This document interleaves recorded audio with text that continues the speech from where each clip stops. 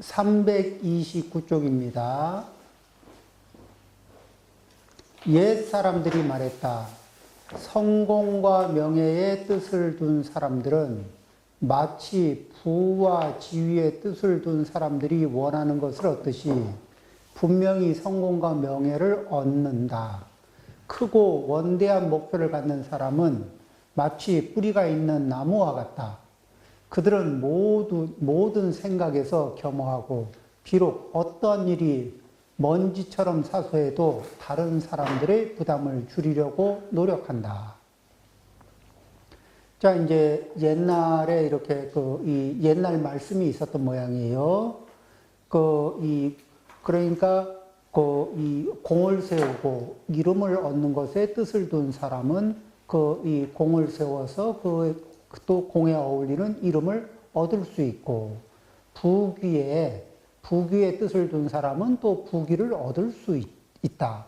그런데 그러려면 무엇을 갖춰야 되냐면은 조건을, 공명을 이루려면 공명을 이루는 조건을 만들어야 되고, 부귀를 이루려면 부귀에 어울리는 조건을 만들어야 되거든. 그래서 그런 조건들을 만들어 나가는데 그 심리적인 우리 마음의 지구력을 발휘해야 돼요. 그러니까 뜻이라는 건 뭐냐면 마음의 지구력을 얘기합니다. 어디에 뜻을 두었다 이러면은 거기에 뜻을 두고 거기에 그것을 목표로 잡고 그 목표를 향해 나아가는 이 마음의 지구력. 일이 잘 풀릴 수도 있고 안 풀릴 수도 있지만 꾸준하게 그것을 추구해 나가는 힘. 그런 것들이 이제 이게 뜻이 있다. 이렇게 얘기하겠죠. 그것이 마치 나무에 뿌리가 있는 것과 같아. 그러면 나무에 뿌리가 있으면 나무에 뿌리가 살아있다는 얘기는 그 나무는 생장을 한다는 얘기고, 나무에 뿌리가 죽었다는 얘기나 뿌리가 없다는 얘기는 이미 말라 들어가고, 그러니까 겉모습은 어떨지 몰라도 실질적으로는 생명작용, 성장작용이 끝났다는 얘기를 하는 거죠. 그래서 이렇게 부귀의 뜻을 두든 아니면은 공명의 뜻을 두든 어디의 뜻을 두든 반드시 갖춰야 하는 덕행이, 그런 여러 가지 조건을 갖추는 것 중에 염염에 생각 순간순간에 겸허해야 된다. 이 겸허한 것을 갖추어야 한다. 그러면 갖가지 방편이, 그러니까 겸허한 마음, 그러니까 남들한테 보여주는 겸허가 아니라 자기 진심에서 우러나오는 겸허. 진심에서 우러나오는 겸허한 마음은 무아에 가까워요. 이렇게 무아에 가까이 가면 갈수록 복덕과 공덕이 쌓이기가 쉽다는 얘기입니다. 그러면 당연히 이 겸허한 사람의 마음은 비어있고, 비어있으면 천지 귀신들은 비어있고, 겸허한 그 자리를 채워주고 싶어 하고, 자연히 천지 귀신들을 감동시킬 수 있다. 이렇게 얘기하는 거죠. 그러니까 복을 짓는 것도 나를 말미암는 것이다. 지금 그래서 이렇게 이제 여기 우리가 이제 다시 한번 329쪽에 한글 문장을 봅니다. 부담을 줄이려고 노력한다. 그 다음이요. 만약 우리가 이러한 수준의 겸허함에 이를 수 있다면 자연히 하늘과 땅의 마음을 감동시킬 것이다. 나는 내 번영의, 내 복력의 창조자이다. 요즘 명예와 부를 추구하는 사람들을 보라. 그러니까 이제 이렇게 애초에 그들은 진지하지도 않았고, 그들이 추구하는 것은 지나가는 충동이었다. 그들이 무엇인가 원했을 때 그것을 추구했으나 흥미가 시들어버리면 추구하기를 멈춘다. 이게 이제 어감이 조금 아쉬워서 자꾸 이렇게 원문을 보게 되는데, 지금 이렇게 이제 이 원문 한번 보겠습니다. 지금 과거에 급제하기를 구하는 자들이 처음에는 이 진실한 뜻이, 거기에 대해서 진실한 뜻이 없지는 않았을 것이다. 그렇지만 이것들이 대부분 뭐냐면 한때 마음에 욱 하고 일어나면 왜 의욕이 욱 하고 일어날 때 그때는 뭐라도 할 것 같은 기세가 있죠. 그렇게 욱 하고 일어나는 그 기세에 불과할 뿐이다. 흥이 일어나면은 열심히 구하다가 그 흥이 사라지면 구하는 행위도 멈춰져. 그런데 이렇게 되면은 이런 식으로 뭐냐면은 그 일시적인 충동에 맡기는 것이 아니라 무엇을 하냐면은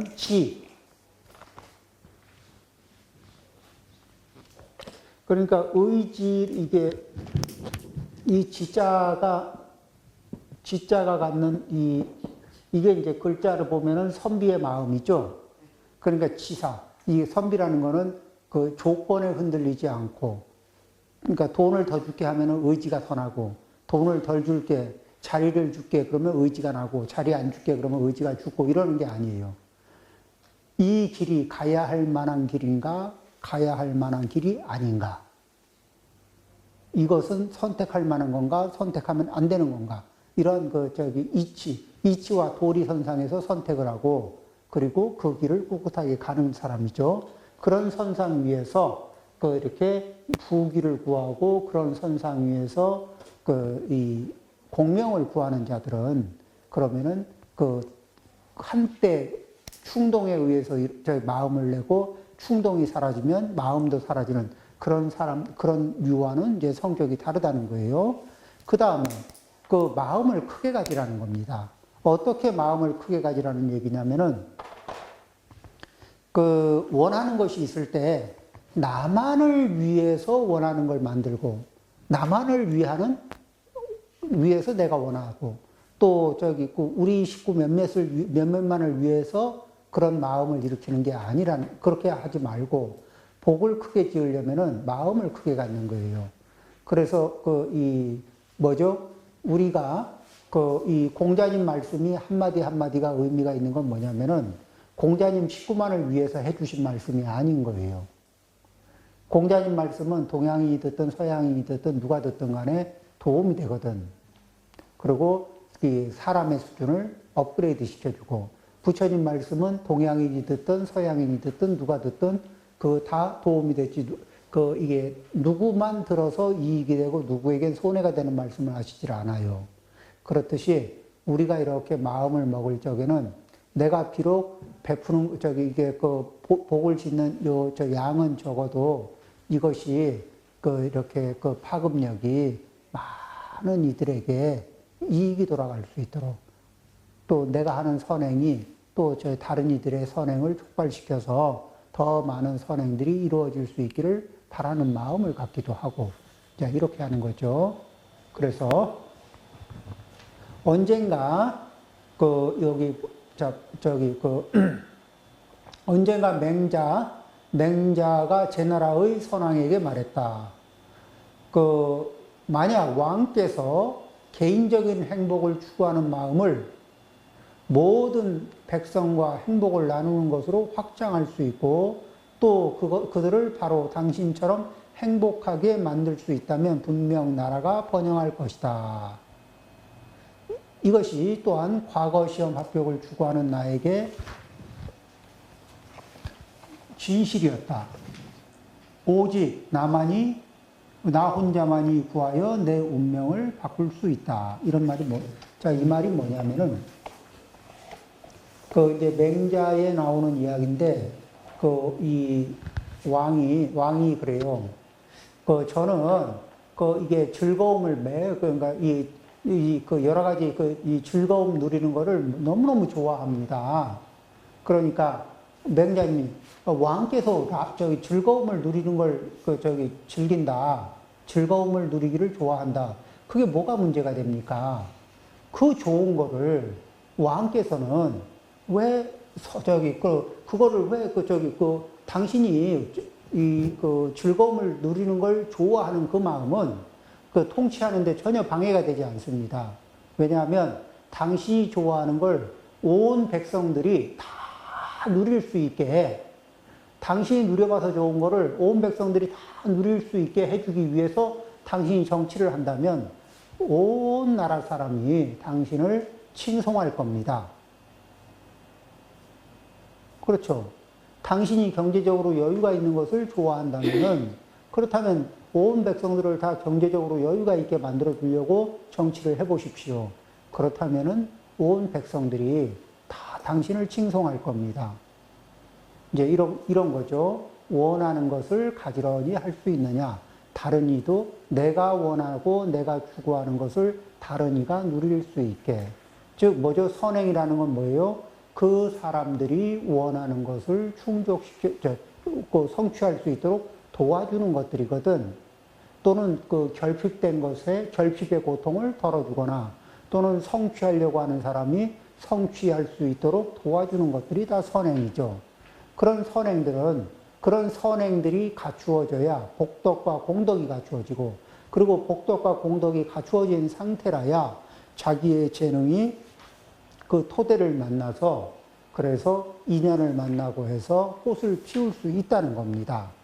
그래, 요범 선생도 자기의 복력이 부족하니까, 재주는 있는데 복력이 부족하니까 과거의 시험에 합격하거나 또는 진사로서 그렇게 벼슬길에 나가는 것은 어렵고, 또 자식을 둘 복력도 안 됐고, 그랬는데, 이때 이 요범 선생이 시작을 한 게 다른 일을 위해서 선행을 시작하고 3000개씩 2번 이제 선행을 이루고, 다음에 10,000번의 선행을 하겠다고 결심을 하고, 그 3번째 10,000번의 선행을 실천하면서 이제 확 틀이 바뀌어서, 그러니까 한 개 선행을 짓던 마음에서 이제는 마음 하나를 크게 씀으로 해서, 그래서 이 대다수를 향해서, 많은 다수를 향해서 선한 마음 한번 일으키고 선한 행동 한번 일으키는 것이 이게 하나 선행하는 거하고 다르게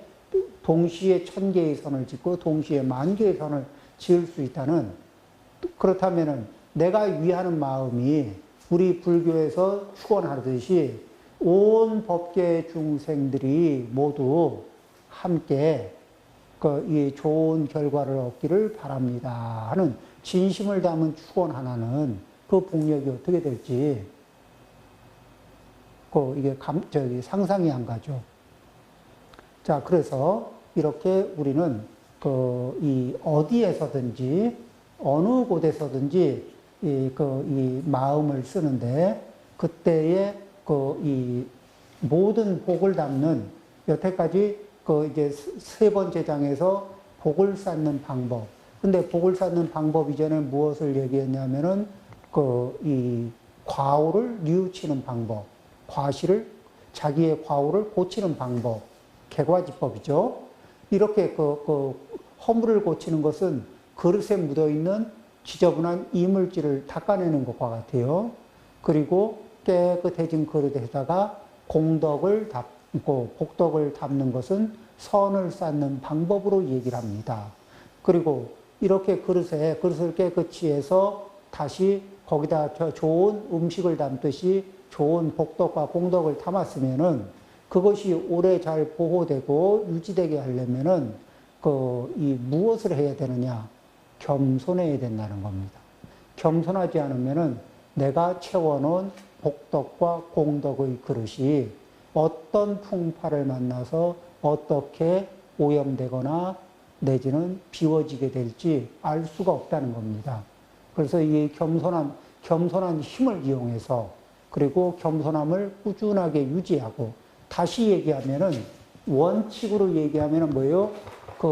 저거는 사람은 겸손해야 자기의 과오도 과실이 보이죠. 그렇죠? 허물이 보여요. 겸손해져야 자기 허물도 보입니다. 그렇죠? 그리고 겸손한 상태가 돼야 자기를 양보하면서 복도 짓고 공덕도 짓습니다. 복덕, 공덕을 지을 수 있죠. 그리고 겸손이 유지돼야 이 허물을 제대로 고치고 복덕과 공덕을 담은 상태를 유지하는 것을 계속 해나갈 수가 있죠. 그래서 순서는 저기 허물을 고치는 법 얘기하고 복덕과 공덕을 쌓는 방법을 얘기하고 겸손의 덕을 얘기했지만은 우리의 삶에서는 그 중심축은 무엇을 두고 있다? 겸손을 중심축으로 두고 그 위에서 허물을 고치고 그 위에서 복덕과 공덕을 쌓아 나가면은 그러면 쌓아 나갈 때마다 그것이 잃어버리거나 손상되는 일이 없이 우리들은 좋은 결과들을 누릴 수 있을 것이다. 또, 예, 그런 얘기를 이렇게 정리할 수 있겠죠. 오늘은 이렇게 해서 좀 일찍 내용이 다 됐어요. 네.